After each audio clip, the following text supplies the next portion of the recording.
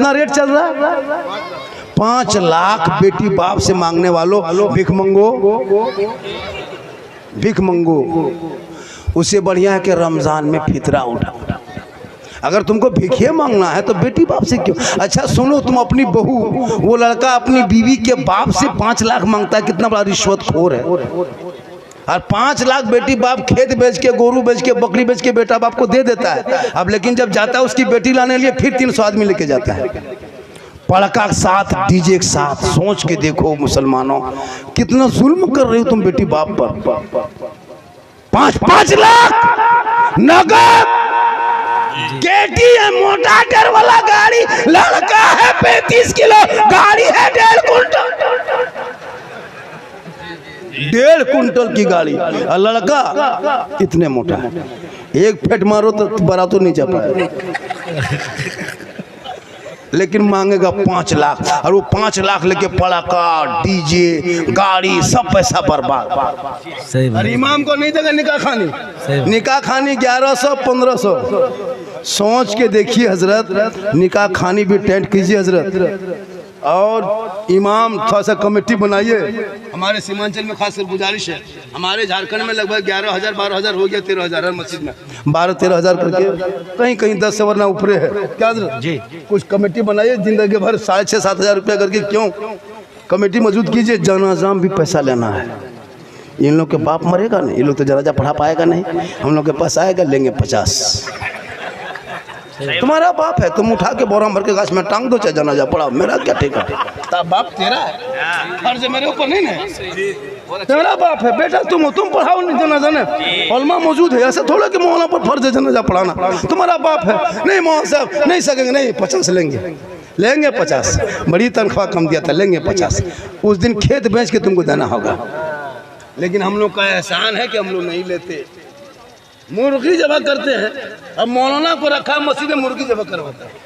सोच के देखिए, तुम इमाम रखे हो, कसाई रखे हो, मुर्गी जबा करवाते हैं। सोच के देखिए, ये कसाई साहब है ना इमाम साहब। अब मुर्गी भी जबा करेंगे, पहले गर्दन में जबा कर लेंगे, फिर उठाएंगे बीच में जबा करके, आधा तुम आधा हम। जा बेटा, कुछ नहीं हजरत, खाली हम ही लोग का भरोसा। खुदा के वास्ते अपने बाप का जनाजा पढ़ने लायक बच जाओ। बाप मरेगा, लुंगी, कुर्ता, गमछा, चादर लाके रखेगा।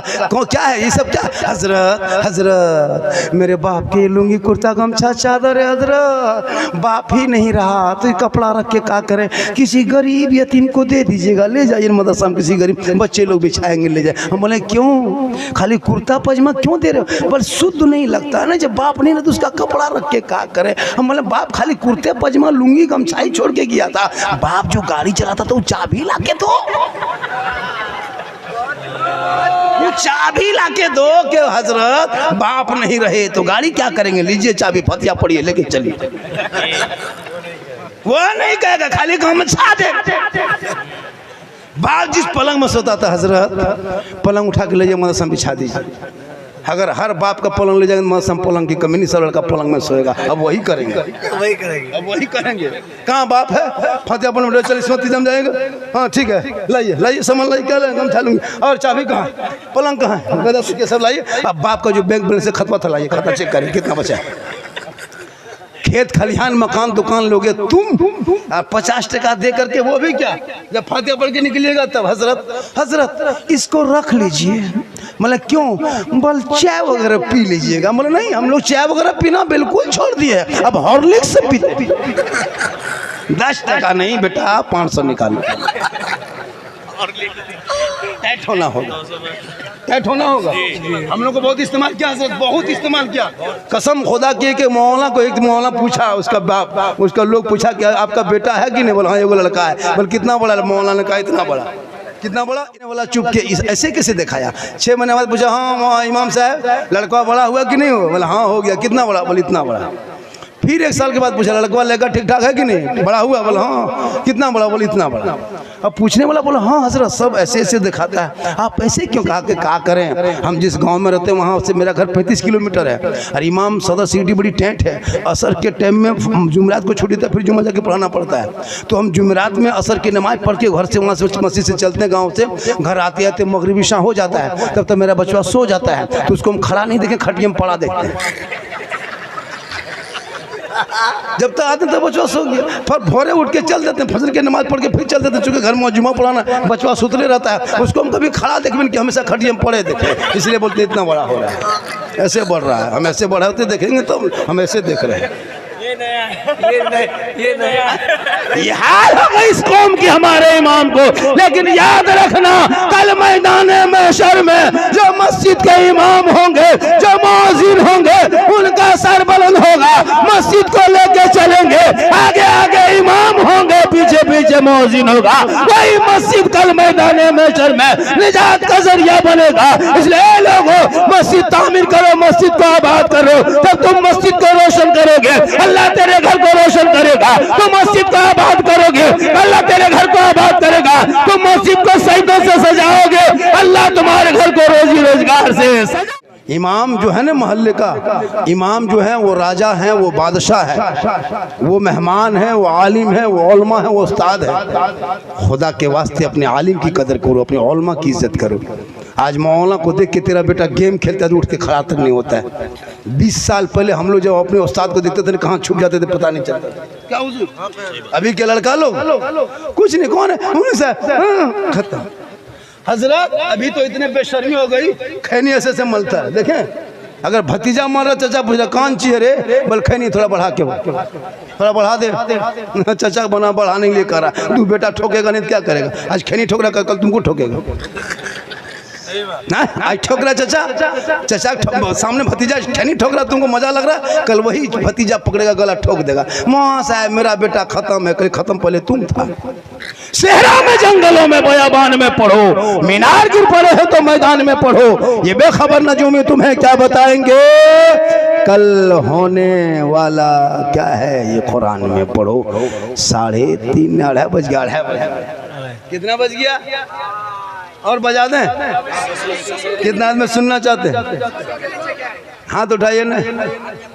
नहीं मेरे 2 बजे के बाद हाथ उठाना बंद है, पाँव उठाना चालू।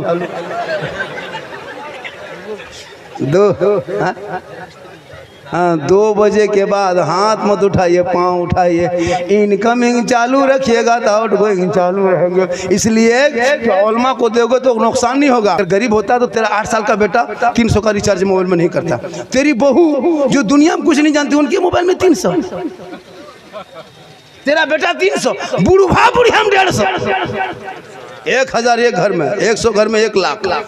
और जो इमाम कुरान पढ़ाए, नमाज पढ़ाए, सलाम पढ़ाए, सब काम करे, उनको 7.5, 6.5, 7.5 मारा मरी, फटाफटी, लुंगी समटा समटी तबाट, उससे ज्यादा नहीं देगा। अगर कह दीजिएगा ना, मौलवी मौलवी नहीं रखता है। सदर सिगरेटी मत पूछिए, रहता प्रधानमंत्री राष्ट्रपति यही लोग। सुन लीजिए इलाके के लोगों, आपको अगर मस्जिद का सदस्य बनने का मौका मिला तो आप किस्मत पे नाज करो कि मस्जिद का सेवा करने का मौका मिला। आप मोहल्ले की सदर हो, मोहल्ले की सिक्योरिटी हो, कौम के सदस्य हो, तनख्वाह उठाओ, मस्जिद में पंखा है कि नहीं, पानी है कि नहीं, बिजली बत्ती, ये सब के लिए आपको सदस्य चुना गया, न इमाम के सर पे बैठने के लिए नहीं चुना गया। आजकल सदस्य इमाम के सर पे बैठता है, आपको इमाम के लिए सदस्य नहीं चुना गया, आपको गांव मस्जिद के लिए चुना गया है इमाम। ये गारंटी देता हूं, जो हमारा ये सुल्तानी नुस्खा है राजा महाराजा, अगर आप 3 महीने कंटिन्यू इसको खा लेंगे तो इंशाअल्लाह मेरा यकीन है आप यकीनन सेहतमंद हो जाएंगे। आप 1 महीने में अच्छा होना चाहते हो तो हरगिज ये दवा मत लेना, हरगिज आप दवा लेके अपने 1 महीने के पैसे बर्बाद मत करना। हाँ, और भाई अंदर की बॉडी ताकतवर पावरफुल होगी, फिर आपको किसी दवा की जरूरत नहीं पड़ेगी। ये अस्सलाम वालेकुम व रहमतुल्लाहि व बरकातुहू। आज हम बात करेंगे देसी दवा के ताल्लुक से। ये वीडियो बहुत खास होने वाली है आपकी जिंदगी के लिए। जो लोग किसी भी मर्ज के शिकार हैं या किसी कमजोरी के शिकार हैं, जिस कमजोरी और मर्ज की वजह से उनकी जिंदगी की खुशियां लुट चुकी हैं, बर्बाद हो चुकी हैं, वो लोग गौर से सुने। जो लोग अपनी बचपन की गलतियों की वजह से या किसी और वजह से उस ताकत को खो देते हैं, फिर वो तरह तरह जगह जगह भटकते हैं और अपना इलाज कराते हैं, और फिर वो ये सोचते हैं कि मैं रातों रात जवान हो जाऊं, महीना 15 दिन में मेरी जवानी लौट आए। हरगिज नहीं। जो लोग 10 और 15 और 20 दिन में खोई हुई ताकत को लाना चाहते हैं, वो कभी जिंदगी में सही नहीं हो सकते। वो महीना इधर दवा खाएंगे, एक महीना इधर दवा खाएंगे, एक महीना किसी और की दवा खाएंगे, अपना पैसा भी बर्बाद करेंगे, अपनी जिंदगी भी बर्बाद करेंगे और खोई हुई ताकत आएगी नहीं, जो बची कुची ताकत है वो भी खत्म हो जाएगी। क्योंकि मैं आपको बताऊं, कोई भी देसी दवा है 2 से 2.5 महीने में ही अपना रिजल्ट दिखाती है। आप 1 महीने में अच्छा होना चाहते हो तो हरगिज ये दवा मत लेना, हरगिज आप दवा लेके अपने 1 महीने के पैसे बर्बाद मत करना। हाँ, और मैं ये गारंटी देता हूं, जो हमारा ये सुल्तानी नुस्खा है राजा महाराजा, अगर आप 3 महीने कंटिन्यू इसको खा लेंगे तो इंशाअल्लाह मेरा यकीन है, मेरे रब काबा की जात से मुझे यकीन है कि आप यकीनन सेहतमंद हो जाएंगे। क्योंकि इसमें भी कंडीशन देखी जाती है, जो लोग बिल्कुल जीरो हैं, 10-15% जिसके शरीर में है, तो उनको तकरीबन 4 महीने भी ये दवा खानी पड़ सकती है। और जो 50% खत्म है, 50% बाकी है, तो वो 3 महीने में इंशाअल्लाह ताला बिल्कुल जवान हो जाएंगे। क्योंकि इस दवा का काम है आपकी अंदर की मशीनरी को बिल्कुल पावरफुल और स्ट्रॉन्ग, जबरदस्त, ताकतवर बना देना। जब आपकी अंदर की बॉडी ताकतवर, पावरफुल होगी, फिर आपको किसी दवा की जरूरत नहीं पड़ेगी। ये अर्ज करूंगा, जो लोग ये देसी दवा खा रहे हैं वो मुकम्मल 3 महीने का कोर्स कर लें। और अगर आप 3 महीने का कोर्स नहीं करते तो उस दवा खाने का कोई फायदा नहीं है। क्योंकि कुछ लोग ऐसे हमसे कहते हैं कि 1 महीने में बहुत अच्छा रिजल्ट मिला, कुछ कहते हैं कि अभी रिजल्ट नहीं मिला। मैं कहता हूं जिसको रिजल्ट मिल गया तो अल्लाह का शुक्र है, वरना मैं 1 महीने की गारंटी नहीं लेता और ना बोलता हूं। इस दवा को आप 3 महीने मुकम्मल खाएं, फिर आपको इंशाल्लाह रिजल्ट यकीनन मिलेगा।